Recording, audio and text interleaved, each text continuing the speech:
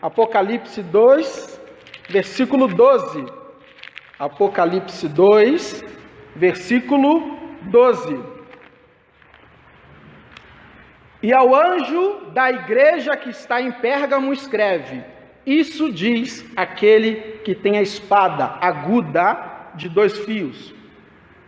Eu sei as tuas obras e onde habitas, que é onde está o trono de Satanás. E retens o meu nome, e não negaste a minha fé, ainda no dia de Antipas, minha fiel testemunha, o qual foi morto entre vós, onde Satanás habita. Mas umas poucas coisas eu tenho contra ti, porque tens lá os que seguem a doutrina de Balaão, o qual ensinava a Balaque a lançar tropeços diante dos filhos de Israel, para que comessem dos sacrifícios da idolatria e se prostituíssem. Assim tens também os que seguem a doutrina dos nicolaítas, o que eu aborreço. Arrepende-te, pois quando não, em breve virei a ti e contra eles batalharei com a espada da minha boca. Quem tem ouvidos, ouça o que o Espírito diz às igrejas. Ao que vencer, darei eu a comer do maná escondido e dar-lhe-ei uma pedra branca, e na pedra um novo nome escrito, o qual ninguém conhece, senão aquele que a recebe. Eis aí a carta de Jesus que foi direcionada à igreja de Pérgamo. Não preciso nem comentar que trata-se de alguns assuntos pesados, mas que o próprio Senhor Jesus achou pertinente compartilhar com a igreja. E é isso que nós vamos fazer aqui. A igreja de Pérgamo estava numa cidade chamada Pérgamo. E essa cidade era a mais idólatra de todas as 7 cidades ali daquela região da Ásia Menor. Para você ter uma ideia, Pérgamo se tornou a sede, a matriz de culto pagão. Culto pagão eu explico. É todo culto, todo tipo de culto, de louvor, de adoração, destinado a outros deuses, destinado a deuses estranhos. Louvor, culto e adoração destinado a deuses que não ao Deus das Escrituras, o Deus único, verdadeiro, o Deus de Abraão, de Isaque e de Jacó. Esse era o tipo de culto que existia ali na cidade de Pérgamo. E Jesus, quando ele vai se apresentar a essa igreja, ele se apresenta como aquele que tem a espada afiada de 2 gumes, espada afiada de 2 fios. Na Bíblia, ela diz, ela relata, ela mostra que espada afiada tem relação com a própria palavra de Deus. Efésios capítulo 6 vai dizer que a espada do Espírito é a palavra de Deus. Hebreus 4:12 vai dizer que a palavra de Deus ela é viva, ela é eficaz, mas diz também que ela é mais cortante, mais penetrante do que qualquer espada afiada de 2 gumes. Então, espada afiada é a palavra de Deus. Naquele contexto, isso indica que naquele ambiente adverso e mundano de Pérgamo, naquele ambiente cheio de mundanismo, cheio de idolatria, porque a igreja de Pérgamo, ela estava sendo influenciada pelo mundanismo. Eles estavam trazendo as coisas de fora do mundo para dentro da igreja. Então Jesus se apresenta ali como uma espada afiada de 2 fios, indicando que ele, sim, Jesus, era a verdadeira espada afiada, a palavra de Deus, que estava sempre pronta para cortar todo tipo de mundanismo dentro da igreja, todo tipo de idolatria dentro da igreja, todo tipo de prática imoral dentro da igreja.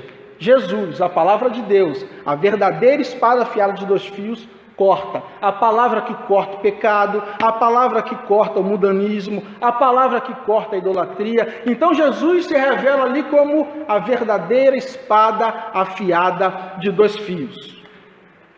Isso indica para mim e para você que dentro da igreja, um ambiente santo, um ambiente puro, não pode ter espaço para as coisas de fora. não pode ter espaço para as coisas do mundo, porque aqui imperam os ensinamentos da palavra de Deus. Mas Jesus, soberano e justo como só Ele é, Ele encontrou ali algumas razões, alguns motivos para elogiar alguns cristãos daquela igreja. Ele diz: eu conheço as tuas obras. E quando ele diz isso, ele conhece mesmo. Eu conheço as tuas obras. Eu sei onde tu habitas, que é onde está o trono de Satanás. Mas mesmo assim, mesmo habitando onde está o trono de Satanás, ele diz para alguns: tu guardaste o meu nome. Tu não negaste a minha fé.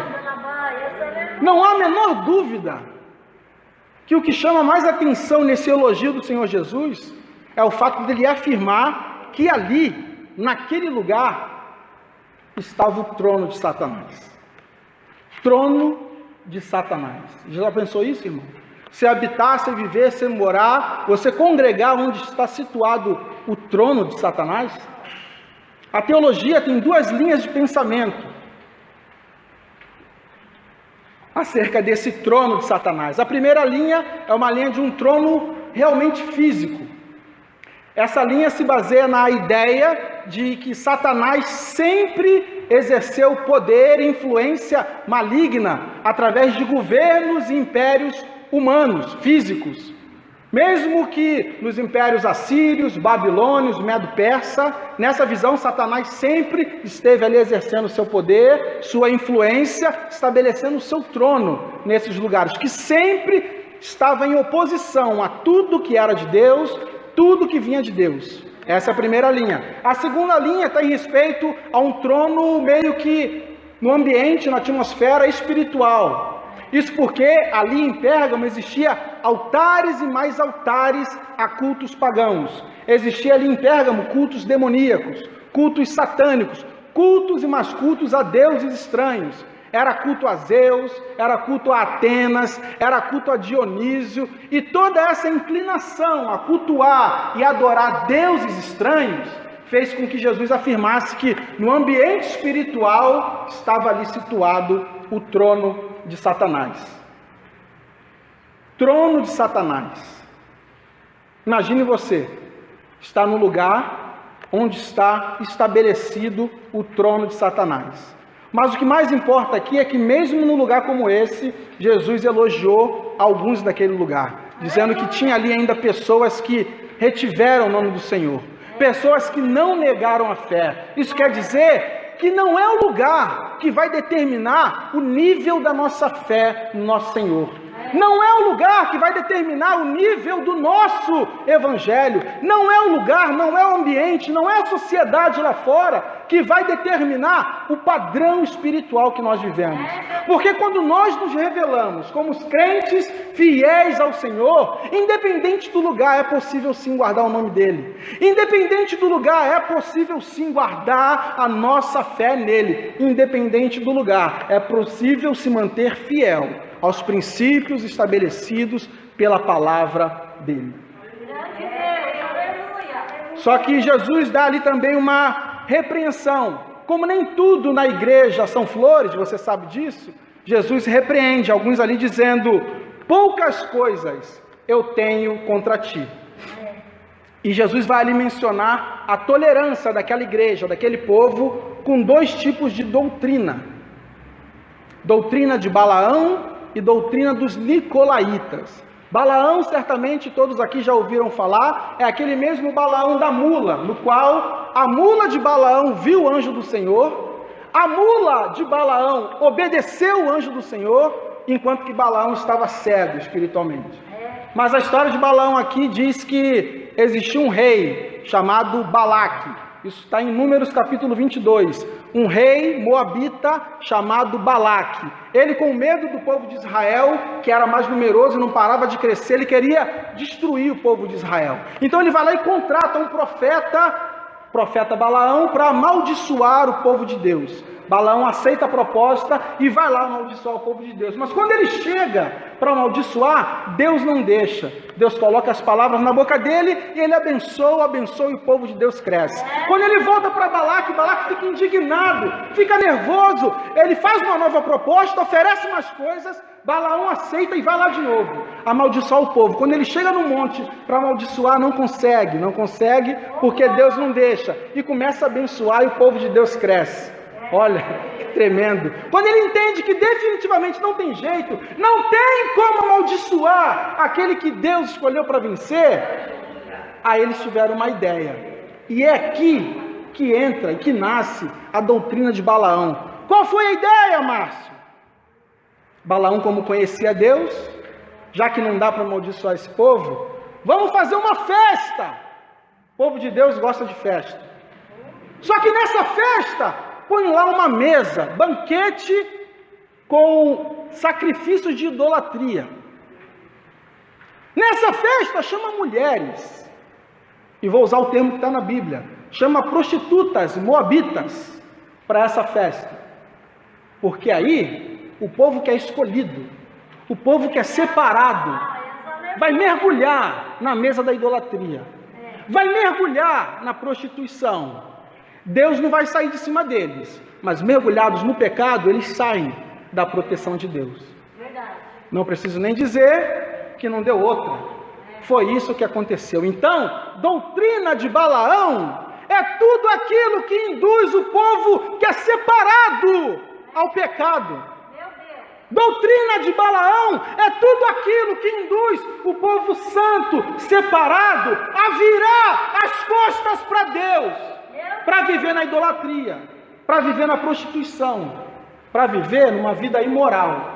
Doutrina de Balaão.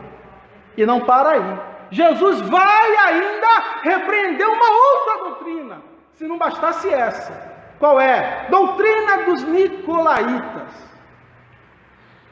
Alguns estudiosos dizem que é uma seita. Não há um consenso na teologia para descrever quem foi o real fundador dessa doutrina.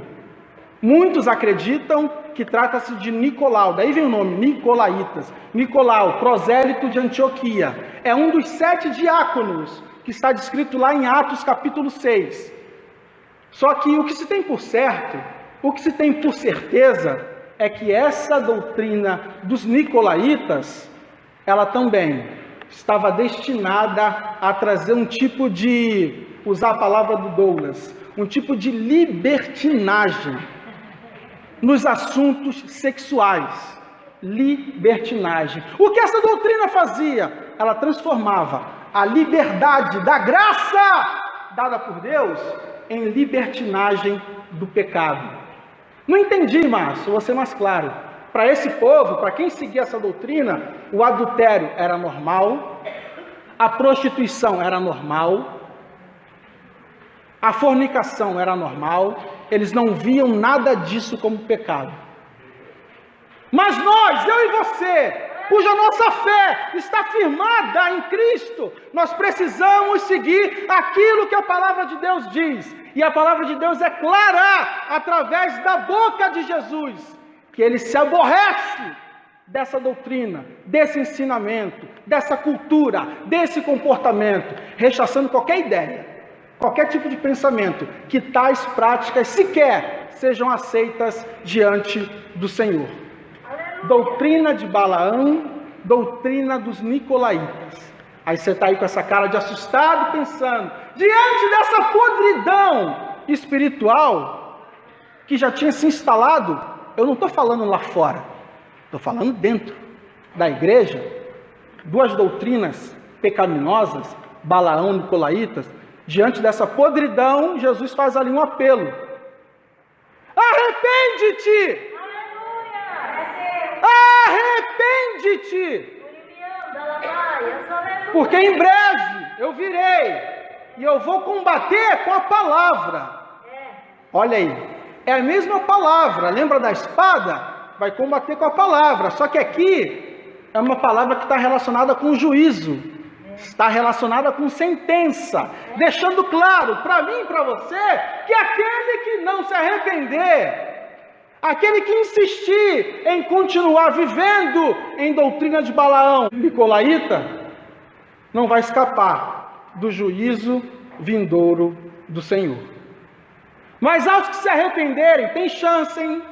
Aos que se arrependerem, aos que recusarem essas doutrinas, se manter fiel aos princípios da palavra, aos princípios de Cristo, aos princípios que são pregados nesse altar semana após semana, aos que se manterem fiéis, vai ter recompensa.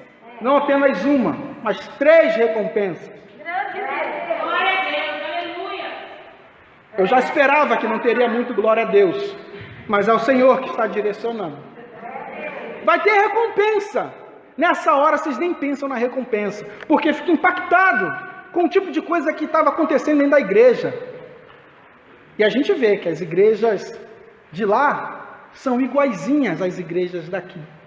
Aí o coração racha. Aí nessa última semana, que eu passei a ler o livro de Apocalipse mais vezes do que o normal, a gente lê chorando. A lágrima rola sem você notar, porque são terríveis as coisas que estão por vir. Mas a palavra tem que se cumprir. Jesus então fala que vai dar recompensa. 3, maná escondido, pedra branca e um novo nome. Talvez você olhe assim, nada disso eu quero, o que eu quero é carro. A recompensa que eu quero é casa, o que eu quero é dinheiro. Ei. Jesus está prometendo coisas relacionadas ao reino.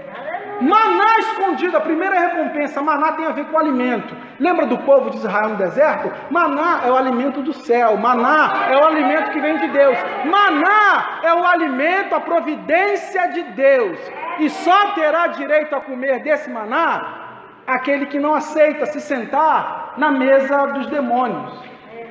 Que oferece o quê? Que oferece idolatria, oferece prostituição, oferece fornicação. Então, quem recusar esses alimentos mundanos tem direito ao maná. Maná, irmãos, nada mais é do que Cristo. Porque Cristo é o alimento que vem do céu. Cristo é o alimento que vem de Deus. Cristo é o alimento providenciado por Deus. Certa vez o próprio Senhor disse, João 6,48, eu sou o pão da vida. Os vossos pais comeram o maná do deserto, mas eles morreram. Quem comer desse maná, não morre. Então Cristo é o nosso maná escondido. Olha a recompensa. Recompensa número 2, uma pedra branca. Aí você pensa, não quero pedra branca. Não estou fazendo obra. Pedra branca, naquela época, naquele contexto, naquela condição, era o símbolo da absolvição. Juiz, quando condenava alguém, dava uma pedrinha preta, e nessa pedra escrito lá os termos da condenação.